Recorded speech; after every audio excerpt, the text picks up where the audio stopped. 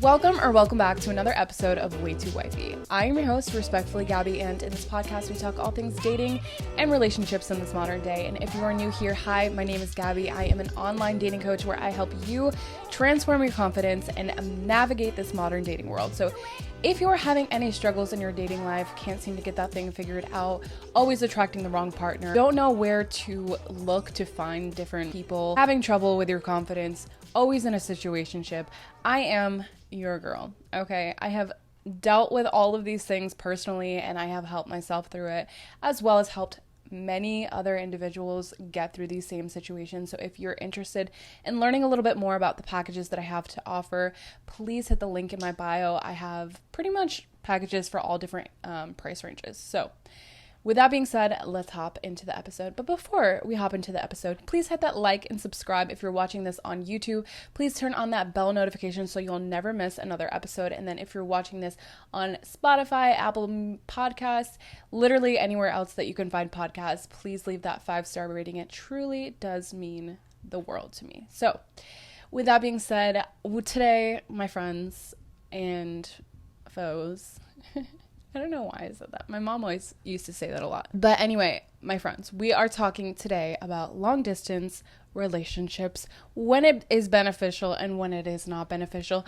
Are you in a long distance relationship? How to navigate your way through a long distance relationship. I have had so many situationships through long distance, and I want to get into when it's going to work for you and when it's not going to work for you. I have experienced myself the highs and the lows. I've also had a long-term boyfriend that was long distance. It was hell, but I'm going to get into it. I think there's two different kinds of people that can fall into a long distance relationship, truly. The people that are either emotionally unavailable, or the people that are actually looking for a relationship but just live in the wrong spot.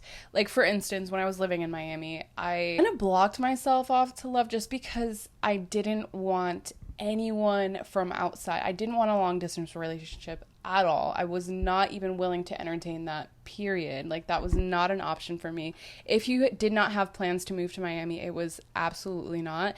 And then even if they did have plans to move to Miami, I still didn't trust them, because the thing with Miami is that there are so many women, so many beautiful women in Miami. So it's like, if they're moving here, my thoughts are that you're gonna want to fuck around. Okay, hold on. We're pausing this. We're back.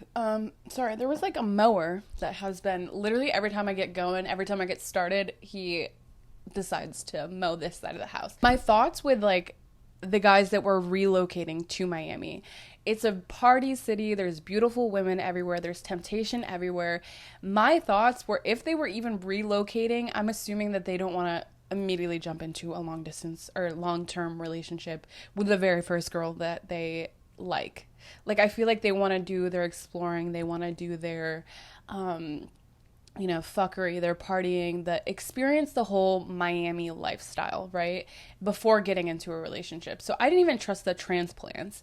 But and then the people that lived in Miami, there's no way that my soulmate is in Miami. And I think that a lot of, if you're watching this and you're from Miami or South Florida, period, I think you're probably experiencing the same thing. I think that a lot of major cities kind of experience this, to be honest, in America anyway. 30% of my listeners are outside of Americas, and I kind of like forget about this sometimes. So if you're watching and you're from outside of America, cheers to you. Thank you for listening. But I sometimes forget about that, and I always like talk more so geared towards Americans. But anyway, it's all the same. It translates. I just think that if you're in a major city, usually you're going to have some kind of troubles. I mean, it's like you think that you have more options, and then when you get there, it's like the options aren't as good as you think that they're going to be. And to be honest with you guys, because I'm gonna be real, I am on Hinge. I'm in the position right now where I can move wherever, whenever I want. Like, I'm not locked into a lease. I'm living with my family right now, so it's like I can get up and leave. So I don't have my Hinge at all in Tampa. I did that once, and it was just absolutely horrendous. So never again. I don't even care. I don't want to meet anyone here because it's just like, I'm not staying here. I know that for sure. I did actually get a job, by the way. I don't know if you've been listening, but I did get a job. So I'm going to be starting on, actually, by the time you're listening to this, I'll have already started. Okay, so my point being that I put my Hinge location in different cities in America for the past like couple of weeks just because I'm bored and like want to see what's out there. I want to see what type of people live in different areas. I want to test the waters. I'm window shopping. I'm seeing what's out there. And what I've learned is that most places are like this. It's not just Miami thing. A lot of different cities. I would say the worst that I've experienced, every city has their little quirks, right? So I've put my Hinge location in LA, New York, Austin, Texas, San Diego, and I'm sure some other locations, to be honest. But what I've noticed is that the people in New York are very straightforward, straight shooters, want to get to the point. Let's get on a date. Let's take you out immediately. And I'm like, whoa. I do not live there, so sorry, but that's kind of where I end things because I don't want to like lead anyone on. People in LA, horrendous. It's just like everything is about them. They're very self-absorbed.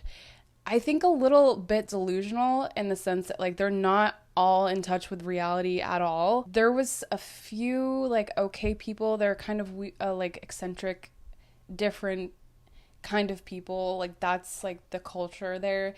Very much I want to compare Miami and LA to each other, but then I also think that it's wildly different because Miami, you're kind of getting the people that want to schmooze you over. Like they're more like suave. They want to finesse you a little bit. Like that's like more of the Miami thing.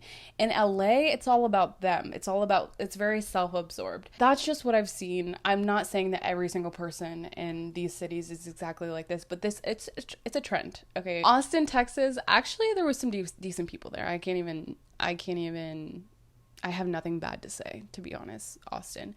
Just because, well, a couple people did get mad because I had my Hinge location there, so I'm scared to put it back in Austin. I don't think I'm going to end up there anyway, so I probably wouldn't do it. But within Austin, I just feel like it's a city where a lot of people go to just like vacation for the weekend. And I think that a lot of people were kind of fed up with like out-of-towners putting their Hinge location, which is a lot of what I experienced in Miami, so I get it, and it's annoying when you are actually on the app to find love, but you have to weed through. Like, it's not gonna be, all the time the kind of people that you want. A lot of people use this as a traveling thing now, and personally, I'm open to relocate pretty much anywhere. Like, I'm very open, so that's why I'm like, if I were to meet someone on the app and I'm like, and then I found out like, yes, this is my person. Yes, like it's a full body yes from both of us. We wouldn't be able to make that work because I am in the position where I can relocate, and I'm only putting it in cities that I would consider relocating to. Here's the thing. I think there becomes a point where if all you are attracting is long distance people, and that's all that, like, it's a back to back to back, I think that you need to ask yourself the question, are you even emotionally available for a relationship? I think that that's a valid question, just because you're basically having your emotional needs met through this person who is outside of your sphere. So you can do whatever you want in the city that you're in currently, but you still have like this emotional connection to someone else, so it feels like almost like a fantasy. So you have to think about it. Are you really in this long-term relationship because this for sure is your person, and you really want it to work out, you really want this person? Or are you just attracting people who are far away that don't live near you because you like the freedom and you don't want to be tied down officially to anyone? So that's something that you need to ask yourself. And I think it kind of hit me, I think maybe even years before that. I'm notorious for having like long-term flings with people that don't live by me. So eventually it kind of caught up to me. I'm like, why is it that I can never attract someone that's like within my city, right? Or like that I actually liked in my city. And like, for one, I'm living in a terrible city to date in, and like that's just the truth of the matter. But also, I think there was a part of me that was emotionally unavailable, and I had to come to terms with that at the time. Right now, I think it's a little bit different just because I'm open to exploring. I'm in a weird phase in my life where I'm like, you know, if the love of my life lived in fucking Dubai, I would be in Dubai in a couple of months. Like, I would make that happen. But I'm saying this to say, I think that you need to understand first why you are entertaining this long distance relationship. Is it because you're emotionally unavailable and you want your freedom more than anything?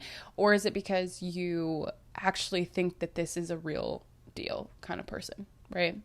So that's, first of all, what you need to ask yourself. However, I do think that long distance relationships could potentially have more success than someone who is in the same city as you, just because you're building a foundation of communication and you're having your own personal lives outside of that. You're not so dependent on a person because you can't be. Like, they're not there to, like, hey, I want you to come over. Like, you're building an emotional bond from far away. So when you do get together, everything is that much more special. You're constantly in that honeymoon phase of, like, hey, this is beautiful, like a weekend, a couple days of just passion and amazingness, and then they go away. It sucks. When I was in my last relationship, it was like the relationship that we would get together and then break up and get together and break up. And eventually I had to move in order to break myself from the cycle. And I also wanted to move prior to, but it was just a good timing. And I was like, I'm going to move, fuck it. However, when I did move, I was going on dates that just like constantly ended up terrible. Not terrible, just like not a connection, just like weirdo people that like very Miami. Anyway, so I ended up like craving my ex because I'm like, okay, this maybe I made the wrong move. I wanted to get back with him, and I think that he like missed me too. And the element that we weren't together, but we were like 3 or 4 hours away from each other, I think that kind of helped the relationship just because we were able to give each other space and then talk to each other when we needed. But I think the thing is, when we realized that like when we did talk, we didn't have very much to talk about, and it was getting like very stale. And then that's when I kind of like had a light bulb moment. It's like, this person's totally not for me, because I know that, you know, my best friend, the person that I want to marry, the person that I like see a future with, we're always going to have things to talk about. And when we don't, I'm not going to feel like uncomfortable by that. And I felt very uncomfortable when there was like a silence, or like, I don't know what to say to you anymore. Is this a continuous thing, or do you just not have anything to talk about? Because I think a lot of times when we're in long distance relationships and you're texting all day and then you get on the call and then there's not really anything to talk about because you've been texting throughout the entire day, I would say stop texting so much during the day and then actually have those emotional heart-to-heart bonding conversations, because the last thing you want is for this to turn into like a pen pal. I was talking to this guy earlier this year. It was long distance. He lived in California. I always attract California people. He was living in California, so we had this long distance thing going on. We never met, but he basically just wanted a pen pal. And he didn't say it like that. He was like, I want to be in a relationship with you. Okay, gaslighting ass bitch. But anyway, he never wanted to like call or like FaceTime or anything because we were texting throughout the day. So whenever we did get on the phone, we didn't really have very much to say to each other, but we ended up talking for like 2 months.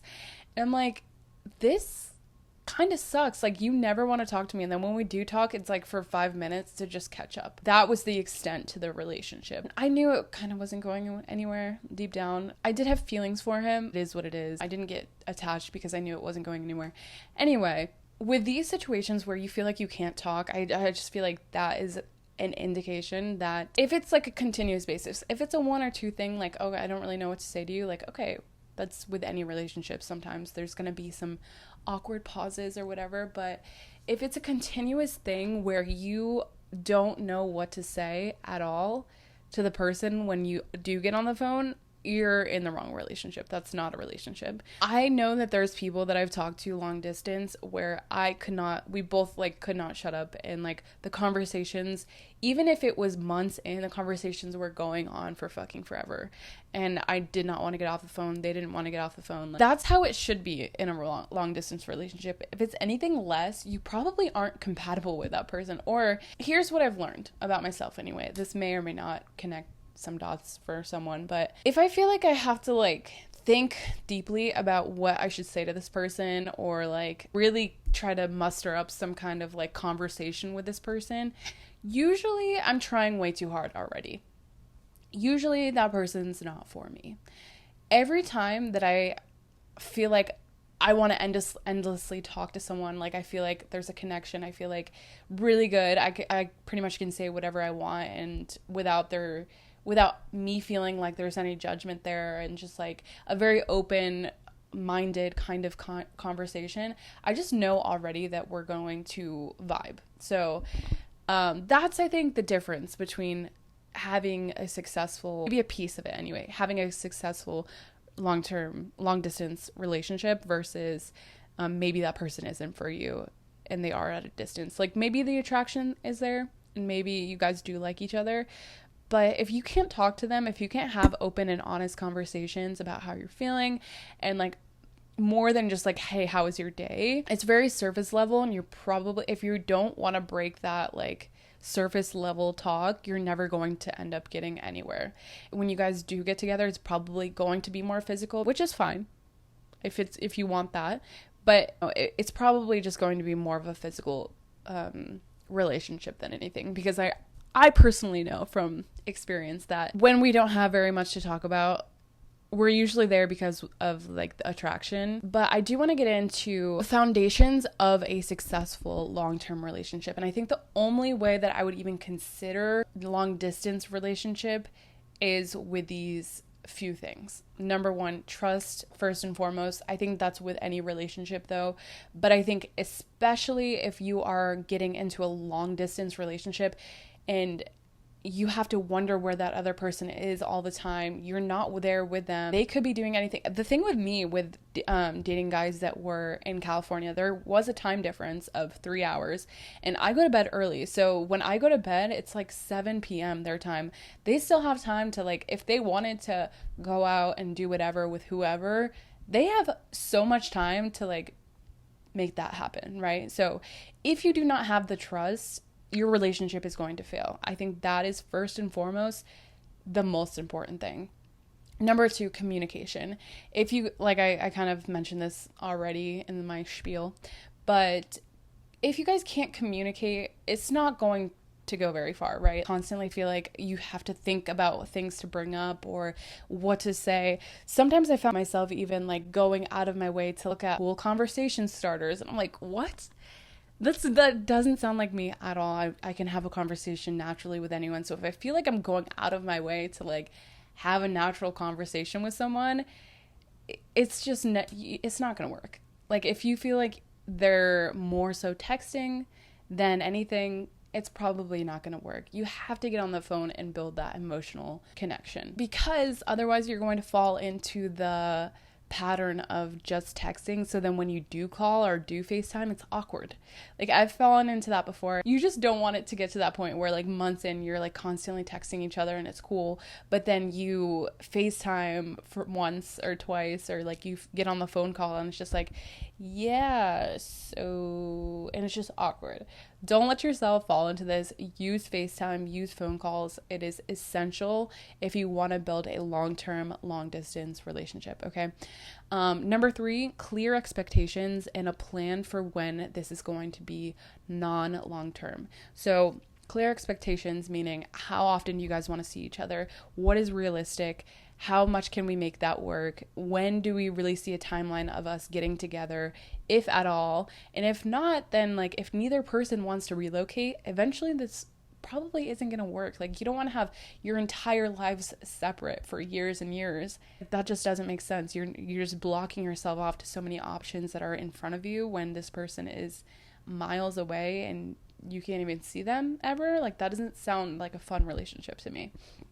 But make sure that is clear on both sides and you both have collectively a plan that you want to get together and make things happen. Both being on the same page too. I think that if you're like, hey, I want to see you every single month, but that's not financially cool with them, or hey, I want to see you once a month, but they don't have the time for that, make a plan and make sure you're both on the same page about it. And also make sure that that person wants the same things. One person's like, oh, I really want this to work, but then the other person's like, hey, I'm just like texting you, and that's just like what this is. Get on the same page. You need to get on the same page. Number 4, the only way that I would ever get into a long distance relationship is if I had confidence in our future. I really truly felt in every ounce of my bones a full body yes from this person. Like, that is my fucking husband. That's my soulmate.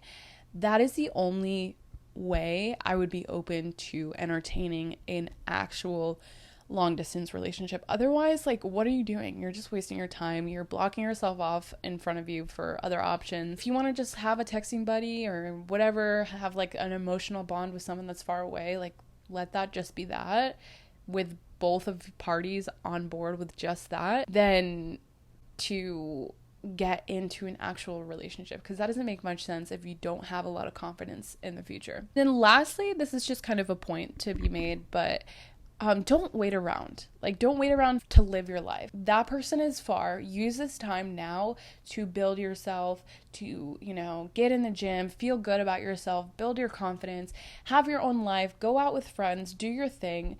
Don't wait on someone. Like, you're blocking yourself off to all social interactions because this person is far away from you. I'm just going to use a personal example, but when I was in the long distance relationship with my ex, I turned down a lot of like social interaction, going out with friends and like having a good time, because I don't want him to worry, you know. And I think that as women especially, we kind of do this a lot.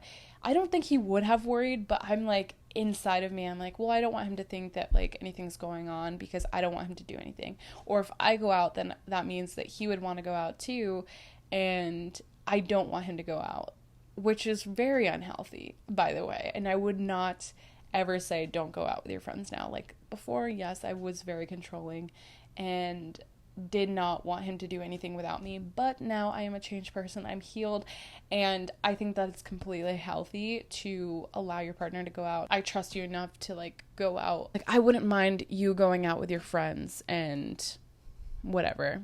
If it's an occasional thing, like, you should be hanging out with your friends. Like, it shouldn't just be all about me, right? Anyway, have your own life, do your own things, and watch yourself grow as a person. Use this time for the things that you want to get done in your life, because you're probably not going to have it. If you guys do decide to get together, you're not going to have that extra time. Like, for instance, you can't use the excuse when you are in a long distance relationship that you would rather lay on the couch with that person instead of going out and going to the gym, because that person's not there. So you can't really use that as an excuse. So use this time wisely. Invest in you, be selfish about your time, and then when you do get together, make it a beautiful experience. Any hoozles, that is it for this week's episode. I hope you guys enjoyed. Please, if you did, hit that like, hit that comment, leave some feedback, leave that 5-star rating. You get it, you get the point, do what you gotta do. I will see you all next Tuesday.